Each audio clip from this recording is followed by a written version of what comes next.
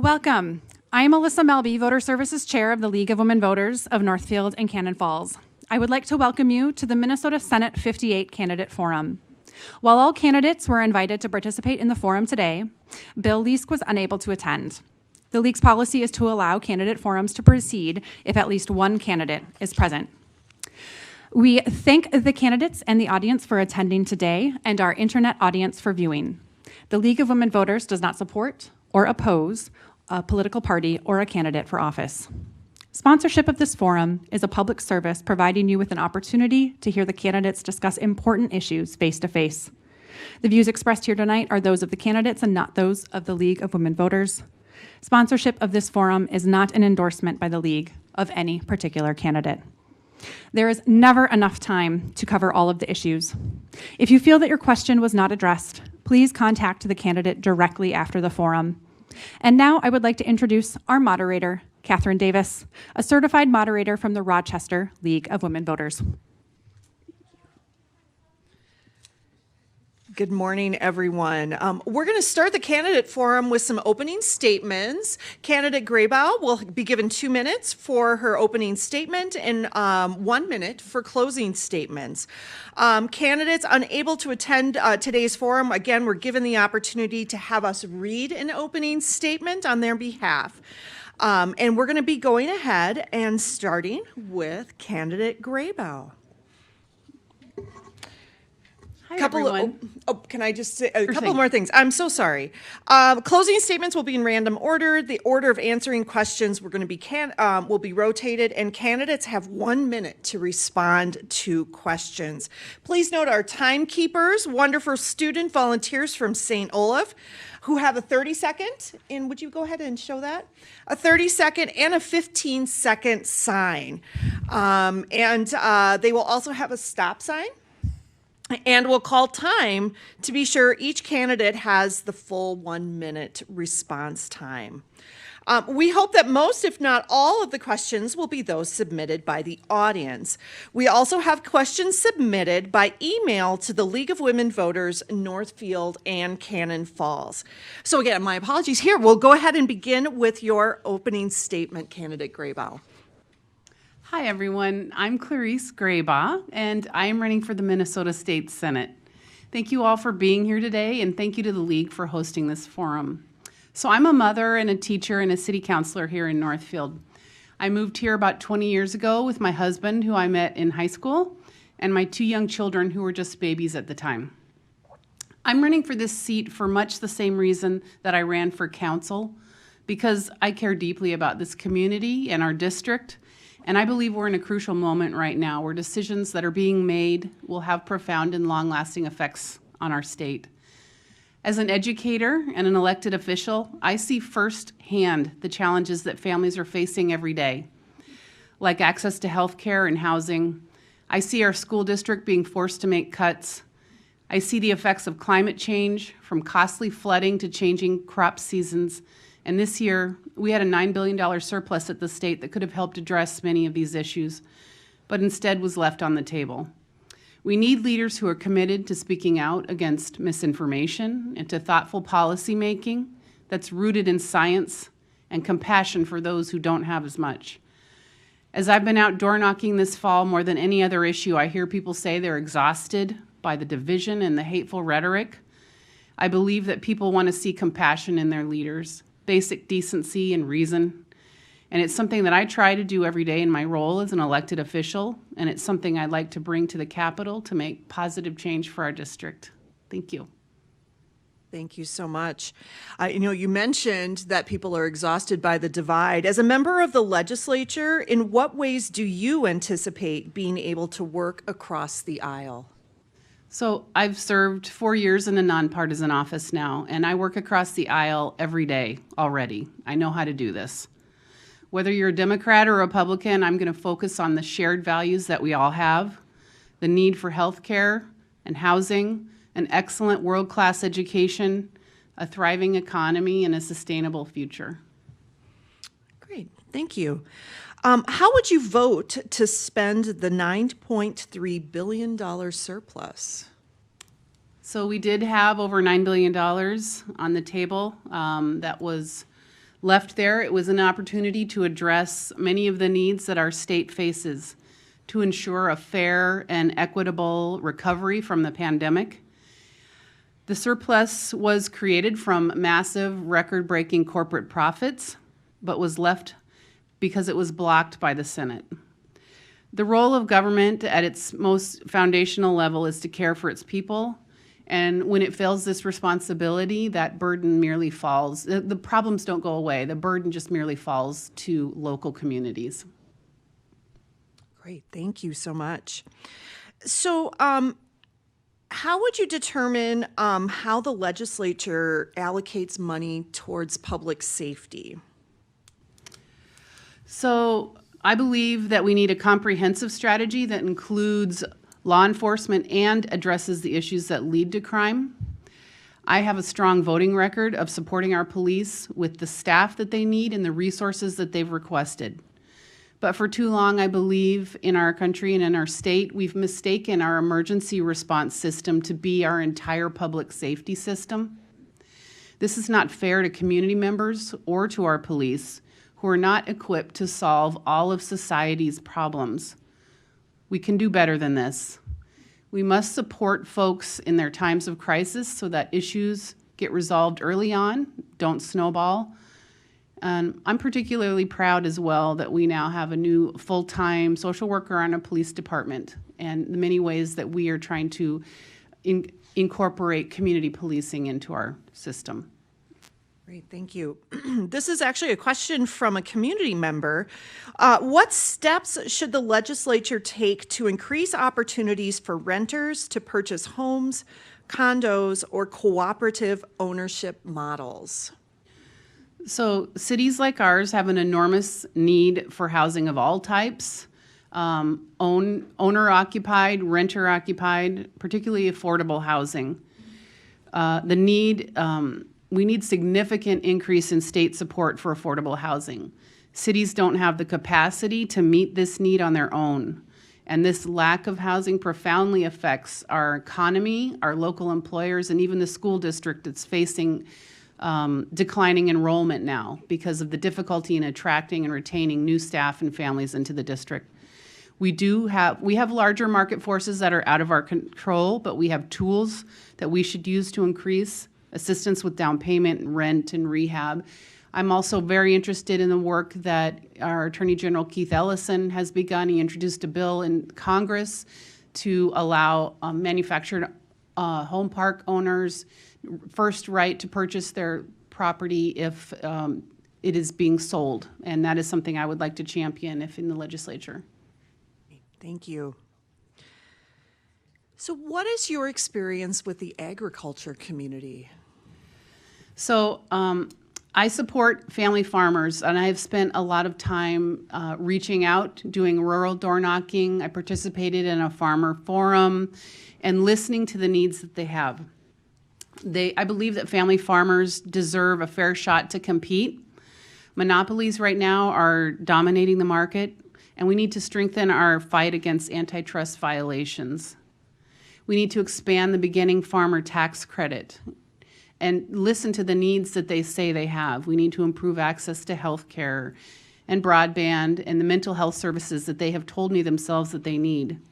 We also need strong incentives for them to practice healthy soil practices, and we need to boost our ag education for the next generation of farmers. Great, thank you. So many are concerned with increased gun violence in our communities.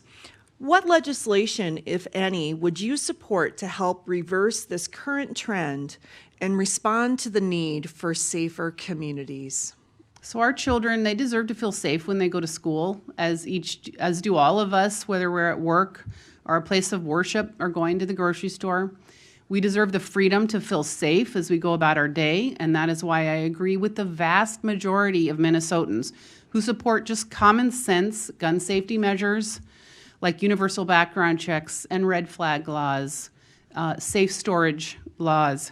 In addition, we need to take action on proven solutions to reduce crime from happening in the first place and to hold violent offenders accountable. As a mother and a teacher, I'm appalled that we have to teach young children how to prepare for gun violence in their classrooms, and I believe we don't need to live like this. Thank you. So, what guidelines would you work for enabling Minnesota to use the federal dollars available from the Recovery, Infrastructure, and Inflation Reduction Acts? So recently, the federal government made a large investment in infrastructure, the largest in American history, in the Infrastructure Investment and Jobs Act. But Republicans blocked us from receiving the funding that we were allocated by refusing to provide the modest percentage of matching funds that was required. I support a robust, long-term, sustainable funding for infrastructure. We depend on safe roads and bridges and transit to get us where we need to go. It's incredibly important for our economy and to keep schools open. We lose out on economic opportunity when we don't invest in our infrastructure, which is now aging across the state. Roads, bridges, drinking water, wastewater plants all need to be upgraded, and cities don't have the capacity to meet this need on their own. We need more assistance from the state. Great, thank you. So I have a question from the audience. Could you give us an example of how your conflict resolution skills resulted in agreement? Well, on the council, we have a variety of opinions that come up regularly, and we have a good working relationship with one another. I'm proud of the work we do and the tone that we set for our council meetings. We all learn from one another on a daily basis and try to put our best foot forward. We don't always agree, but that's okay. Great, thank you. So a question from the league. What should be the legislature's role, if any, in determining school curriculum and what is taught in classrooms throughout the state? So education is, obviously, as a teacher, I believe it's one of the most important investments we can make to invest in our children and our future. I've seen firsthand, working with my students, how transformative education can be in a person's life and how critical it is that we support our schools. When it comes to curriculum, I believe teachers need to be given the freedom I trust teachers, and they are professionals, and they need to be given the freedom to teach the fullness of our history, which includes, obviously, the good and the bad. Great, thank you. Another question from the league. As a member of the legislature, what measures, if any, would you support to reinforce or ensure voter confidence in our elections? We've seen an unprecedented assault on our democracy recently. As a teacher, frankly, trying to teach checks and balances right now is virtually impossible. Free, fair elections are a cornerstone of our democracy. We should expand voter rights and protections. We have excellent voter protections in Minnesota right now, and we should make them even stronger. We should make it easier to vote. I will not support any legislation that's intended to disenfranchise underrepresented communities. I believe we need to expand and modernize the Voting Rights Act and work to advance the work of John Lewis. Thank you.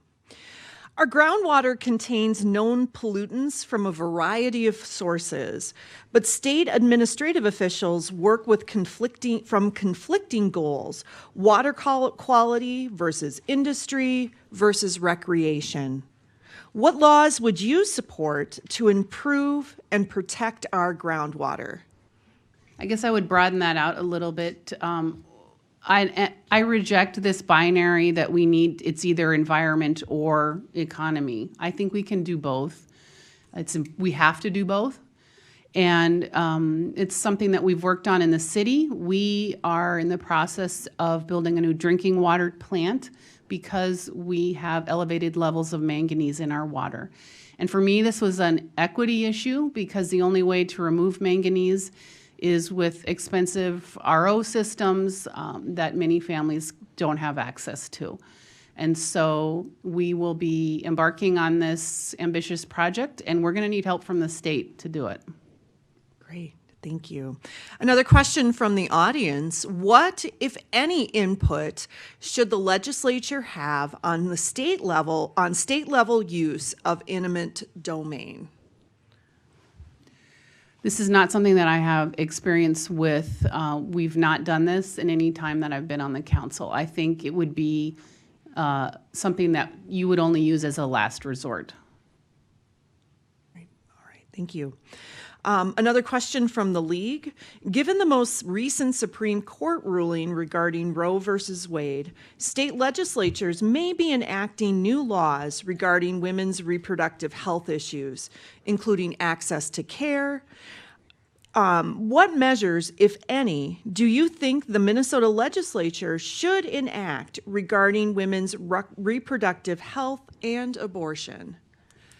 So as a woman who almost died in childbirth, I'm not interested in what some politician in the legislature has to say about what I should do in those moments.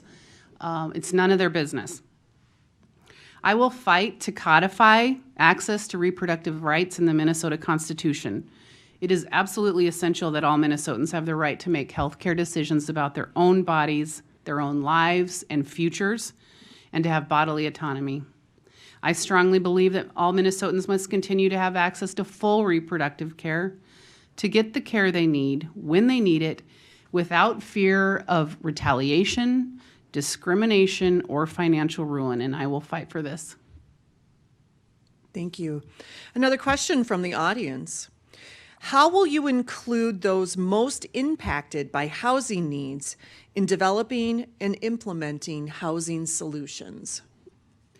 So as I mentioned in the previous question, cities like ours have enormous housing needs. I work on this both on the council and on the Housing and Redevelopment Authority.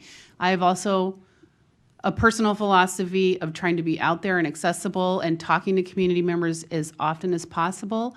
I attend many community meetings and am very responsive to community needs. It's incredibly important that the people who are most impacted by these issues are there at the table telling their stories and that we're listening. Great, thank you. Another question from the audience. How do you respond to those who say Minnesota's taxes are too high? I support a system that is fair and equitable for everyday people, working families, and seniors living on fixed incomes, and one that fulfills our responsibility to our next generation and doesn't saddle them with all the problems that we face. When our state fails its responsibility, the problems don't go away. The burden merely shifts to local governments that don't have the capacity to deal with things. We're seeing it right now with our school district, which is facing a $4.5 million budget deficit and declining enrollment. We need more support from the state. We need the state to increase local government aid, which is a critical tool that was intended to provide property tax relief to communities in greater Minnesota, but has fallen behind recently. We also need to ask our wealthiest corporations to pay their fair share. It's because of record profits that we have this budget surplus in the first place. Thank you. Another question from the audience. How will you reach out to younger voters to get them involved in local government? One of the first things I did, both when I ran for council and this time around, when I decided to run, was reach out to the colleges. I think it's incredibly important to hear their voices. Their voices matter, and they have a huge impact on this election. I look forward to, I've already participated in numerous events this election season with both campuses, but I look forward to door knocking with them more. And I also, on the council, have a relationship with high schoolers in our Mayor's Youth Council and have attended meetings of theirs as well. Great, thank you. What legislation will you support or introduce in the upcoming legislative session to deal with the climate crisis? So the science is clear.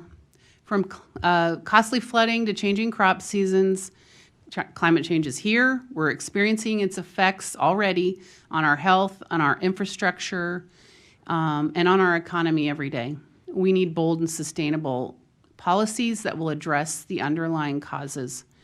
We need coordinated efforts by cities and states, and we need to support communities in the transition to a clean energy future.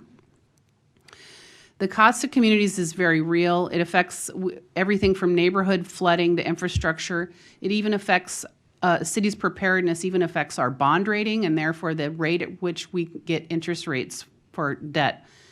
We need to create strong incentives for farmers and businesses and families to make this transition. And I am looking forward to working on Walz's new plan for 100% clean energy by 2040. It's something I have experience with on the local level. Right. Thank you. Win or lose, will you accept the outcome of the election? Yes. Yeah. And I wonder if you'd be willing to share who is a role model or who are your role models for public office? Oh, gosh. There are so many. I look up to Amy Klobuchar, Erin Murphy, Ruth Bader Ginsburg. Great. Thank you. Thank you so much. It looks like we've got do we have some additional questions from the? Keep going, we do. Keep going. All right. Extra questions if needed. Okay. All right. I would love to do that. I know you've talked a little bit about manufactured homes. I wonder if you have anything else that you would say as far as legislation that you would support to protect the rights of manufactured home owners. So I'm interested in the work that Keith Ellison has started to make strong and powerful tax incentives for the owners of manufactured home parks to give the people that live there first right privileges to buy their own land. I know that is something that we are interested in Northfield. The people that live at Viking Terrace are interested in that. There are organizations like North Country that help families do this, and it's something that I would like to champion in the legislature. Thank you. Another question from the audience. If elected, would you support the Minnesota End of Life Options Act, medical aid in dying? Yes, I think so. I'm not super familiar with that, but yes, I support a person's right to make that decision. And if elected, what are your top 3 legislative priorities? It's hard to choose. There are a lot. As a teacher, education is extremely important to me. Democracy, working to ensure that elections remain fair and safe and secure, and also climate. And women's rights and choice are also very important to me. Great, thank you. Just checking to see if we have any more audience questions. I think the second bullet under extra questions is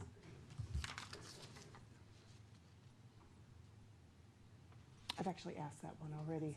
That's all right. That's all right. All right. Well, at that, we are at the end of our questions, if there's no more questions from the audience. With that, I'm going to allow candidate Grabow to give her closing statement. Thank you so much to the League and for everyone being here. Thank you for your work in putting on this forum and ensuring our democracy. This year we have so much on the ballot. We're living in a time of extreme division, and that's reflected in the choices of candidates that we have in this race.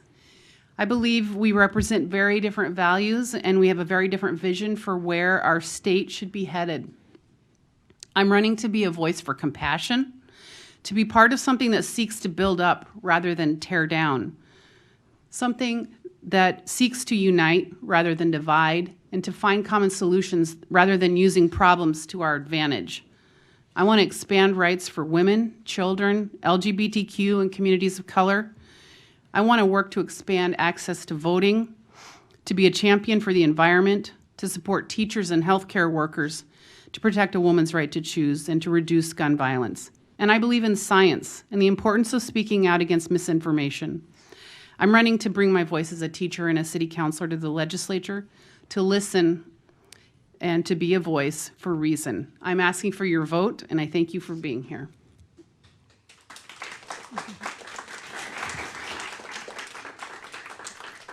Thank you. Again, I would like to remind you that the views expressed in this forum are those of the candidates and not those of the League of Women Voters. Sponsorship of this forum is not an endorsement of any candidate of the LWV of Northfield and Cannon Falls. And with that, in our closing, I'd like to invite Alyssa Melby back to the podium. Thank you so much, Catherine. The League of Women Voters of Northfield and Cannon Falls, the Academic Civic Engagement Office at St. Olaf College, and the Center for Community and Civic Engagement at Carleton College would like to thank you all for coming today and our internet audience for viewing. We would especially like to thank our candidates for being part of the democratic process by running for office and for being willing to serve our community. We also wish to thank all of the volunteers who gave their time today to make this event happen. We are aware that unfortunately the live stream was not working for this forum, and please accept my sincerest apologies.